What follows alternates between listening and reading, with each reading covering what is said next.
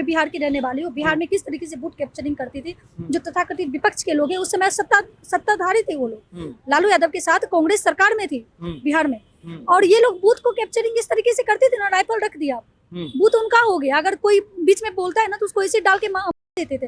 कोई पत्रकार तक को बोलने नहीं दिया जाता था। शहाबुद्दीन का खौफ भागलपुर में इतना था कि दो भाई, आपको याद होगा कि दो भाई दोनों को तेजाब डाल के दिया गया था, सिर्फ इसलिए कि शहाबुद्दीन के खिलाफ लगातार मुद्दा उठा रहे थे। बिहार के किसी भी हिस्से में आरजेडी के खिलाफ बोलने तक नहीं दिया जाता था। ये लोग जो वोट चोरी का जो संविधान बचाने के लिए निकले, पिता ने उसका चारा घोटाला किया, बेटा जमीन घोटाला कर रहा था। नौकरी पाओ जमीन दो नौकरी पाओ, यही सिचुएशन चल रहा था। ये लोग जो संविधान बचाने के लिए चले, संविधान इनको बचाना नहीं है, इनको किसी भी तरीके से अपनी गुंडागर्दी वापस लानी है। एक बात बताइए, जब चुनाव आयोग ने राहुल गांधी को पूछा कि आपने चुनाव आयोग को जो फैक्ट दिया है क्या उस पर साइन करके देंगे कि ये फैक्ट आप अप्रूव करते हैं, तो हाँ, तो राहुल गांधी तुरंत पीछे हट गए, राहुल गांधी तुरंत भागने लगे। बहुत सारे कांग्रेस लीडरों का ट्वीट डिलीट हो गया। अरे कौन से कैसे विपक्ष है, कौन से संविधान बचाने की बात कर रहे हैं? आपने तो संविधान की धज्जी उड़ा दी ना, तो आप बाबा साहब को मानते, इवन आप गांधी जी तक को नहीं मानते। अगर आप गांधी जी तक को भी मानते तो बाबा साहब के संविधान का आदर किए होते। अब तो मतलब ये पूरा जो विपक्ष है ना, ये गुंडों की एक पार्टी है, गुंडों का जमावड़ा है, चोर और मार। बिहार में ये लेकर चल रहे हैं, वोट चोरी का जो मुद्दा लेकर चल रहे हैं, ये कितना प्रभाव डालेगा बिहार के अंदर? बिहार तो देख चुका है ना बूथ चोरी क्या होती थी। हाँ। आप एक बात बताइए कि आप बूथ जब कैप्चरिंग करते हैं तो आप संविधान की हत्या करते हैं, आप लोकतंत्र की हत्या करते हैं, मानवाधिकार की हत्या करते हैं। मेरा मानवाधिकार है भारत में कि हम बहुमत मतदान करें। मेरे मतदान से एक सरकार बनाती है, लेकिन आप अगर उस बूथ कैप्चरिंग कर लेते हैं तो क्या हुआ? मेरे मानवाधिकार की हत्या हुई, मेरे मानवाधिकार के आप हत्यारे हैं। आप संविधान के रक्षक कैसे हो सकते हैं? मगर आज तो कह रहा है आज एक नया युग है, नए तरीके का बूथ कैप्चरिंग हो रहा है, जिसे एसआईआर कह रहे हैं कि एसआईआर के माध्यम से वोट जो है अपने हिसाब से डिसाइड हो रहा है बिहार के। एक बात बताइए, टीएमसी किसके दम पे सरकार बनाती है? रोहिंग्या बांग्लादेशियों के दम पे। आज बिहार का 15 जिला जो है जलने के कगार पे है, इन लोगों की वजह से इतने घुसपैठिए भरे पड़े हैं। अगर ऐसे में हम सही मतदाता को आइडेंटिफाई करके अगर उनको सही तरीके से मतदान कराने की कोशिश करते हैं तो सबसे पहले मिर्ची किसको लगी? विपक्ष वालों को लगी। जाहिर सा बात है कि वो सारे मतदाता किसके थे? विपक्ष वालों के थे, तभी तो उनको अपने लोगों के लिए मिर्ची लग रही है। तो ये लोग कोई संविधान बचाने नहीं निकले, बताए ना, किसी भी दम पे इनको सरकार बनानी होती है। जो इनके घुसपैठिए जहां तहां भरे पड़े हैं, जिनके दम पे सरकार बना के आते हैं, तो ये अपनी घुसपैठिए को बचाने के लिए इतनी मेहनत कर रहा है। तो आज ये वोट चोरी बार बार ये क्यों मतलब रटा जा रहा है? पहले हमने देखा ईवीएम का हुआ, अब ईवीएम के बाद पूरे के पूरे चुनाव आयोग को कर दिया जा रहा है। जब ये सरकार जहाँ विपक्ष में होते हैं ना, वहाँ इनका ईवीएम हैक हो जाता है, वहाँ वोट चोरी हो जाती है। जैसे ही पक्ष में आते हैं वैसे ही सब कुछ ठीक हो जाता है। अभी आप राहुल गांधी को प्रधानमंत्री बना दीजिए, आप देश में भले जबरन बना दीजिए, सब कुछ ठीक हो जाएगा, कोई व्यवस्था नहीं। ये लोग यही चाहते हैं, गुंडागर्दी करना इनका स्वभाव रहा है। ममता बनर्जी बंगाल में गुंडागर्दी करती है, महागठबंधन की है। आपके बिहार में तेजस्वी यादव गुंडागर्दी करते हैं, उनके पिताजी गुंडागर्दी करते आए। तेजस्वी यादव लालू यादव के बेटे जो गुंडागर्दी बड़ी सरकार बनाते थे। किसकी पार्टी के? महागठबंधन की। अखिलेश यादव सपा वाले, गुंडागर्दी वाले किसकी पार्टी के? समाजवादी किसकी? हाँ, महागठबंधन की। तो जहाँ भी जितने भी चोर लुटेरे हैं सब एक साथ खड़े हो रखे हैं। ये किसको बचा रहे हैं?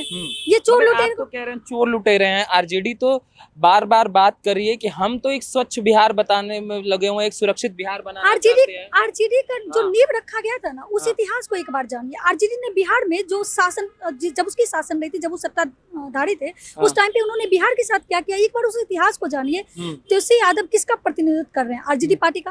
आरजेडी पार्टी के गार्जियन स्वरूप लीडर कौन है? लालू जी की विचारधारा क्या रही बिहार में? जातीय हिंसा, लड़कियों के साथ महिला सुरक्षा, लड़कियों के साथ जहां मन तहां उन्होंने किया उठवाए। उसके बाद वो चरवाहा विद्यालय बनाया करते थे ताकि कोई पढ़ लेगा तो नौकरी मांग लेगा। सड़क तक नहीं देते थे, इसलिए कि कोई सड़क रहेगी ना तो लोग शहर की तरफ माइग्रेट करेंगे। वो स्वच्छंद बिहार बनाएंगे, वो स्वच्छ बिहार बनाएंगे। अगर आप एक बाइक तक खरीद के लेके आती ना तो वो दौर था कि आपसे लोग गुंडागर्दी करने पहुंच जाते थे कि तुम बाइक खरीद के लेके आए, तुम्हारा बेटा उठा लेंगे, फिरौती दो तुम। ये हालत है बिहार का। और ये लोग स्वच्छंद बिहार है, ये संविधान बचा रहे। तब संविधान कहाँ था? पहली बार चुनाव आयोग जब अपने मतलब कहीं एक्शन में आई थी तो सबसे पहले उसको आंख किसने दिखाया? लालू यादव ने, क्योंकि सही चीज होने लगी थी।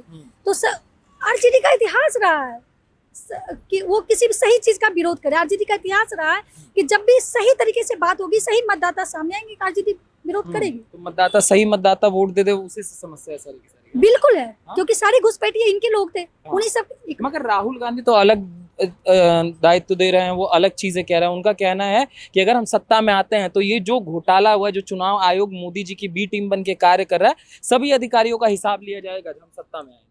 मोदी जी को भी मोदी जी शायद भूल गए, मोदी जी को सही में हिसाब लेना था इनकी दादी वाला। हाँ, किस तरीके से इन्होंने रायबरेली में किया था। अरे हाँ। देश हिसाब ले रहा है, अभी सत्ता में नहीं आने वाले, हाँ। पूरा देश इनका देख रहा है हालत। हाँ। देखिए इस तरीके एक राहुल गांधी विपक्ष के सबसे ताकतवर लीडर है, इसमें कोई दो राय नहीं। ठीक, एक ताकतवर लीडर, एक तरीके से भारत में निष्पक्ष मतदान कराने वाली संस्था, जो कि जिसकी वजह से भारत में लोकतंत्र कायम है, दुनिया के दूसरे तीसरे कहिएगा सबसे बड़े लोकतांत्रिक देश में से हम लोग एक हैं, उसको आंख दिखा रही है। ये कहा गया कि हम आएंगे तो ये करेंगे। अरे तुम किसको आंख दिखा रहे हो? भारत की उस संस्था, हाँ उस संस्था को आंख दिखा रहे हो जो निष्पक्ष तरीके से भारत में एक सरकार बनाने का काम करती है। तो गुंडागर्दी का सबूत तो तुम खुद ही दे रहे हो, तुम कितने बड़े गुंडे हो। मगर ये हो क्यों रहा है? आप देखिए चुनाव आयोग के प्रति जो भाषा अभी हुई है सोशल मीडिया पे, जो इनके समर्थक है कह रहे हैं कि हम तो जूतों से मारेंगे, चुनाव आयोग के लोग मिलेंगे तो उनका हिसाब होगा। ये जो लगातार धमकी दी जा रही है और ये जो मॉडल हम लगातार देख रहे हैं, कभी लोकतंत्र खतरे में, कभी ईवीएम बदनाम, कभी अब चुनाव आयोग। इन्होंने भारत जोड़ो यात्रा किया। हाँ। ठीक है, किस लिए किया किसी को मुद्दा नहीं पता है। हाँ। अतिशी धरने पे दिल्ली में बैठी, किस लिए किया मुद्दा नहीं पता है। किसान आंदोलन हुआ, किसान के कितने मुद्दे उठे, मुद्दा है ही नहीं। ठीक है, एनआरसी सीए के सपोर्ट में कौन आए? ये लोग आए। ठीक है, मतलब सॉरी विरोधियों के सपोर्ट में ये लोग आए। ठीक है, इनका ना मतलब किसी भी तरीके से देश में लॉ एंड ऑर्डर कैसे खराब किया जा सकता है, ये इसके पीछे पड़े हुए हैं। ये चाहते हैं कि भारत की हालत बांग्लादेश टाइप की हो, एकाएक रातों रात सरकार बदल जाए और हम प्रधानमंत्री बन जाए। ऐसा तो होने से रहा। भारत लोकतांत्रिक देश है, यहाँ की जनता समझदार है, इसलिए कितना भी ताकत लगा ले, कितना भी आंख दिखा दे, इनको संस्थाएं छोड़ने वाली नहीं है।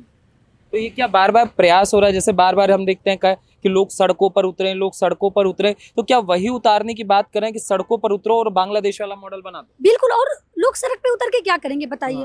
एक सही सरकार चल रही है, सही तरीके से संस्थाएं काम कर रही है, तो लोग सड़क पे उतार के ये लोग करना क्या चाह रहे हैं? मॉब लिंचिंग करवाना चाह रहे हैं, मॉब लिंचिंग करवा के देश का लॉ एंड ऑर्डर खराब करना चाह रहे हैं, दुनिया भर में हमारी छवि खराब करना चाह रहे हैं। किसी भी तरीके से भारत का वैश्विक पटल पे निंदा कैसे हो सकता है, ये राहुल गांधी जानते हैं और वो हर संभव कोशिश कर रहे हैं कि मतलब भारत में जितने भी अराजक तत्व हैं उनको एक्टिवेट करके ये सरकार में। आज वोट चोरी की बातें राहुल गांधी कर रहे हैं, कह रहे हैं इस देश में चुनाव नहीं हुआ, असल मायने में वोट चोरी हुई है और वोट चोरी के माध्यम से इस देश में प्रधानमंत्री बनाया गया है नरेंद्र मोदी। अगर वोट चोरी नहीं होता तो प्रधानमंत्री नरेंद्र मोदी प्रधानमंत्री नहीं होते। आपका क्या मानना है इसलिए? सबसे पहला इस देश में चोरी और घोटाला जो कहा जाता है, सबसे पहला घोटाला कब हुआ?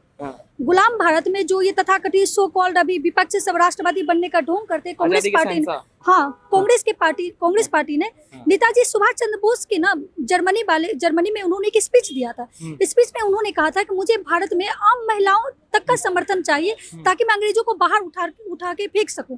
आपको पता है आम महिलाएं जो घरेलू महिलाएं थी, उन्होंने मंगलसूत्र तक उनको दान में दिया कि ताकि भारत आजाद हो सके। लेकिन इसके बावजूद क्या हुआ? उन तक सहायता नहीं पहुंचाई गई। सबसे पहला गुलाम भारत में कांग्रेस ने घोटाला किया और आजादी की धनराशि को घोटाला किया, पहला घोटाला।